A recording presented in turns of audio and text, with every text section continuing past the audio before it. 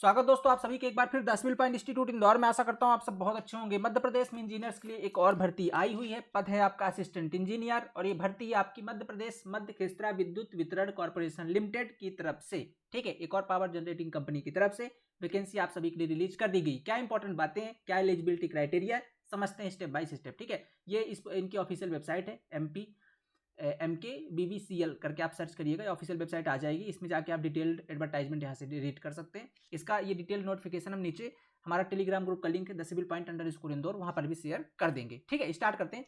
कुछ इंपॉर्टेंट बातें जो आपको समझनी जरूरी है, किसके लिए ये वैकेंसी आई हुई है। ठीक है, सबसे पहले ये आप देख सकते हैं मध्य प्रदेश मध्य खेस्त्रा विद्युत वितरण कंपनी लिमिटेड, ये इसका कंप्लीट जहाँ से वैकेंसी रिलीज हुई है। ठीक है, ये वैकेंसी आई है 10 तारीख को और इसमें भी फॉर्म फिलअप स्टार्ट नहीं हुए। टोटल इसके अंदर 6 कंपनियां जिसके अंदर वैकेंसी आपको देखने को मिलेंगी। सबसे पहले मध्य Pradesh power generating company Jabalpur, मध्य Pradesh power transmission company Jabalpur, Madhya Pradesh management company Jabalpur. ठीक है, इसके बाद है आपका मध्य प्रदेश पूर्व खेस्त्रा विद्युत वितरण कंपनी, ठीक है, मध्य प्रदेश खेस्त्रा विद्युत वितरण कंपनी और मध्य प्रदेश पश्चिम खेत्रा विद्युत कंपनी। कुल मिला के 6 कंपनियां हैं जिसके अंदर आपकी डिफरेंट टाइप की वैकेंसीज हैं। अब स्टार्ट करते हैं एक एक करके कि कौन कौन सी क्या इनकी वैकेंसीज है। सबसे पहले देखिए, सबसे पहले अपना पोस्ट कौन सा है, Madhya Pradesh power management corporation एक कंपनी लिमिटेड जबलपुर। इस पर आपकी देखें तो इलेक्ट्रिकल इंजीनियरिंग की टोटल 5 पोस्ट है और IT इंजीनियरिंग की 1 पोस्ट है। ठीक है, ये असिस्टेंट इंजीनियर के पद है, सारे असिस्टेंट इंजीनियर के ही पद आए हुए।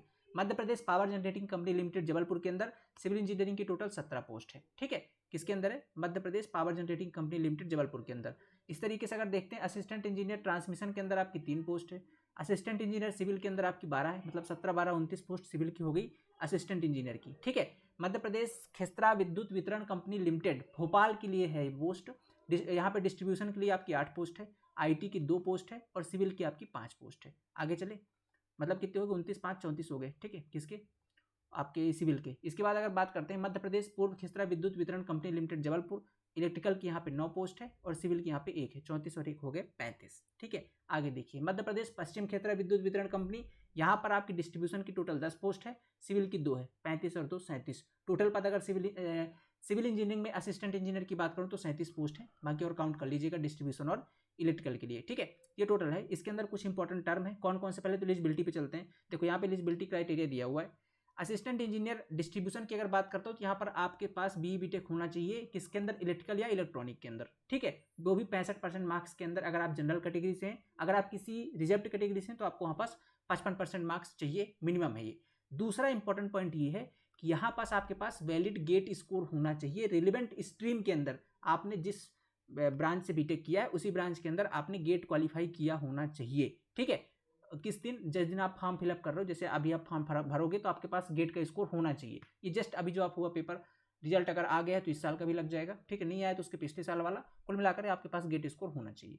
असिस्टेंट इंजीनियर IT वाले की बात करता हूँ, IT में भी सेम कंडीशन है। आपने कंप्यूटर साइंस से इंजीनियरिंग करी होनी चाहिए विथ 65% मार्क्स अगर जनरल कैटेगरी से हैं, 55% मार्क्स अगर आप किसी रिजर्व कैटेगरी से हैं। सेम गेट स्कोर वैलिड होना चाहिए आपके पास आपके रिलेवेंट स्ट्रीम में। दूसरी बात करता हूँ असिस्टेंट इंजीनियर सिविल की, सेम क्राइटेरिया, सिविल इंजीनियरिंग में 65% मार्क्स के साथ बीटेक और साथ में अगर आप किसी अन्य रिजर्व कैटेगरी से तो 55%।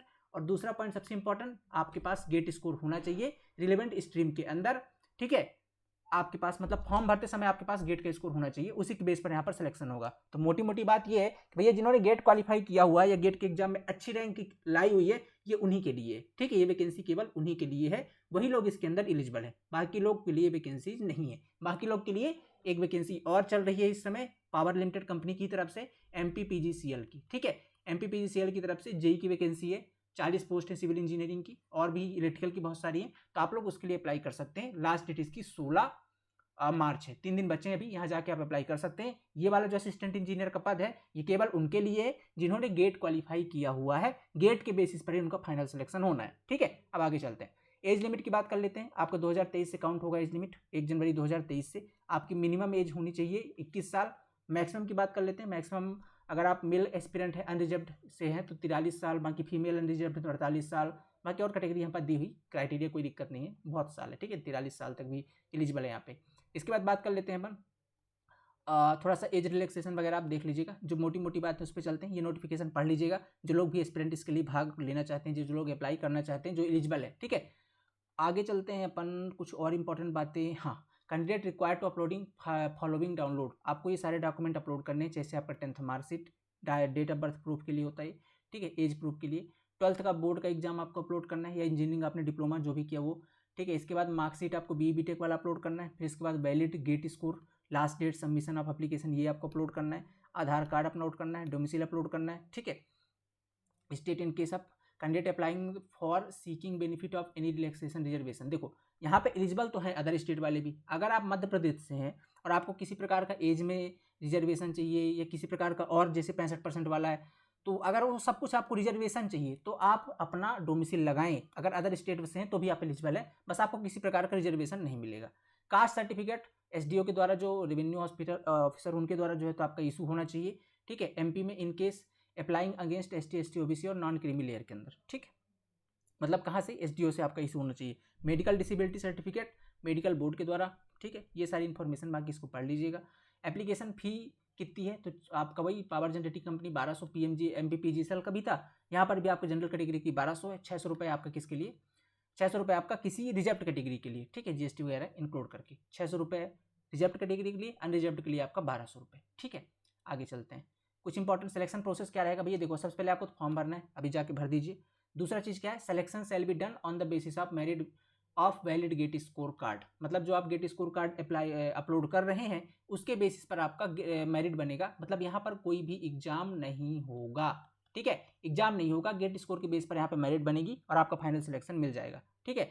If gate score are 2 or more candidate are same then determination of merit shall be as under, अगर दो लोग के सेम है तो किसके बेसिस पर होगा, the older candidate shall be given preference, हमेशा का होता है जो बड़ा होता है उसी को पहले प्रेफरेंस देते हैं तो उसी को दिया जाएगा, बाकी और दिखा हुआ चीज़ें पढ़ लीजिएगा, ठीक है।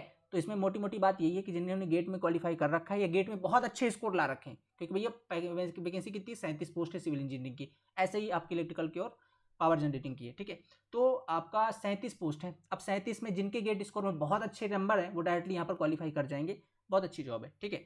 तो जिनके अच्छे नंबर है वो जाके अप्लाई कीजिए, ठीक है, सीधा गेट की रैंक से ही आपकी जो है तो यहाँ पे फाइनल सिलेक्शन होना है। डॉक्यूमेंट वेरिफिकेशन 15 दिन के लिए आपको टाइम दिया जाएगा, करवाना है, रिजर्वेशन वगैरह आपको बता दिया गया। हाँ, इसमें इंपॉर्टेंट है कि आपका फॉर्म कब से भरा जाएगा, ठीक है, सारी चीज़ समझ गए, अब आपको फॉर्म कब से भरा जाएगा वो एक बार दिखा देते हैं। हाँ, इसके अंदर 1 साल का आपका ट्रेनिंग पीरियड है, ठीक है, 1 साल आपका ट्रेनिंग पीरियड है। बॉन्ड आपको भरना है कितने का, 2 लाख रुपये का, जब आपका सिलेक्शन हो जाए 2 लाख आपको बॉन्ड देना है, कि मतलब आप छोड़ नहीं सकते हो, ठीक है, 3 साल तक का, 3 साल का बॉन्ड है, मतलब आप 3 साल से पहले अगर छोड़ोगे कंपनी को तो 2 लाख रुपये आपके जब्त हो जाएंगे, 2 लाख का आपका बॉन्ड भरना होगा, ठीक है। ठीक ठाक सैलरी है, परेशान मत होइए, 2 लाख कुछ ज़्यादा नहीं है, सैलरी इसकी 50-60 हज़ार है। प्रोबेशन पीरियड इसका कितने का है, प्रोबेशन पीरियड मतलब देख रेख में आपको रखा जाएगा 2 साल के लिए, ठीक है, 2 साल आपका कितना है, प्रोबेशन पीरियड है, ओके। अगला बात करते हैं duties and responsibility during training period, पढ़ लीजिएगा, वही कुछ ड्यूटीज़ हैं, ठीक है। इसके बाद क्या है, पेनाल्टी है, मेजर पेनाल्टी, सैलरी, हाँ सैलरी देखिए सबसे इंपॉर्टेंट 7th पे कमीशन के अकॉर्डिंग ये इसका डेट है 56,100 रुपये पर मंथ, सीधा सीधा 56,100 रुपये पर मंथ आपको मिलेंगे, ठीक है। न्यू पेंशन स्कीम भी अलाउ होगी, मतलब 12% आपका PF भी कटेगा, ठीक है, जानते हैं 12% कटता है, तो 12% यहाँ से ये भी डिडक्ट होगा। इसके बाद रेफरेंस चेक होगा, ये हो गया, ठीक है। नोटिस पीरियड आपको देना होगा, अगर आप छोड़ रहे हैं तो कितने दिन का नोटिस पीरियड है, 1 मंथ का नोटिस पीरियड आपको देना होगा, ठीक है।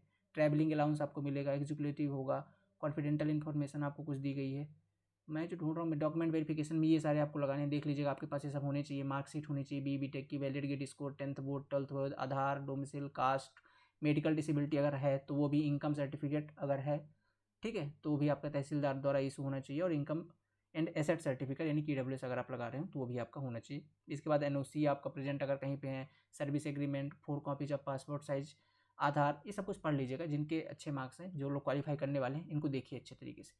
इसके बाद है आपका जुडिसेक्शन कहाँ होगा, अगर किसी प्रकार की न्यायिक समस्या है तो आपको कहाँ पर होगा, ये matter default with in judicial court situated company headquarter में जो इनकी जुडिशरी है वहीं पर सारा निदान होगा इनकी समस्याओं का, ठीक है। बात है मुद्दे की, कब से फॉर्म स्टार्ट होंगे, फॉर्म स्टार्ट होंगे 17/3/2023 से, मतलब 17 मार्च से ये फॉर्म अभी शुरू होंगे, अभी शुरू नहीं हुए, 17 मार्च से लेकर के 10 अप्रैल तक आप फॉर्म को भर सकते हैं, बहुत जल्दी इसका आ जाएगा, गेट स्कोर के हिसाब से रैंकिंग 10-15 दिन में हो जाएगा, मतलब 2-3 महीने के अंदर जिसको जॉब चाहिए और गेट में अच्छी रैंक है, this is a best opportunity, ठीक है, उनके लिए, ओके। तो 17 मार्च से 10 अप्रैल तक आप फॉर्म को भर सकते हैं। इसके बाद सारी इन्फॉर्मेशन मैंने बता दी, जाना कहाँ पर होगा, MPMKVVCL की ऑफिशियल वेबसाइट पर, वहाँ पर जाकर के आप फॉर्म को भर सकते हैं, ठीक है। बाकी जो जिनके पास गेट स्कोर भैया वो लोग उदास ना हो, ठीक है, उनके लिए भी एक पावर कॉर्पोरेशन लिमिटेड कंपनी की तरफ से ही वैकेंसी ऑलरेडी चल रही है। कौन सी है? MPPGCL की। एक बार बताता हूँ, रुकिएगा, ठीक है। चलिए ये देखिए, MPPGCL की तरफ से भी कितनी वैकेंसी यहाँ पे टोटल सिविल इंजीनियरिंग की 40 वैकेंसी है, ठीक है। टोटल सिविल इंजीनियरिंग की यहाँ पे 40 वैकेंसी है और इसके फॉर्म भरने की आखिरी तिथि 16 मार्च, ठीक है, 16 मार्च है। यहाँ पर भी आपकी जनरल कैटेगरी की 1200, बाकी रिजर्व कैटेगरी के 600 रुपये लग रहे हैं। ये इसका एग्जाम पैटर्न है। 100 नंबर का टिक है, 75 नंबर 100 नंबर टोटल पेपर है, 75 नंबर का सिविल इंजीनियरिंग, 25 नंबर का आपका नॉन टेक। नॉन टेक के पैटर्न ये है। तैयारी करनी है, लग जाइए जी जान से। इसका पेपर एक्सपेक्टेड है अप्रैल के अंदर, अप्रैल लास्ट या फर्स्ट वीक ऑफ मई के अंदर। तो मई के अंदर पेपर है, 2 महीने का टाइम आपके पास है। ये बहुत अच्छी वैकेंसी है। अगर आपने गेट स्कोर या आपने गेट क्वालिफाई नहीं कर रखा है तो आपके सामने असिस्टेंट इंजीनियर की है, नहीं कर रखा है तो MPPGCL है। दोनों तरीके की वैकेंसी है, ठीक है।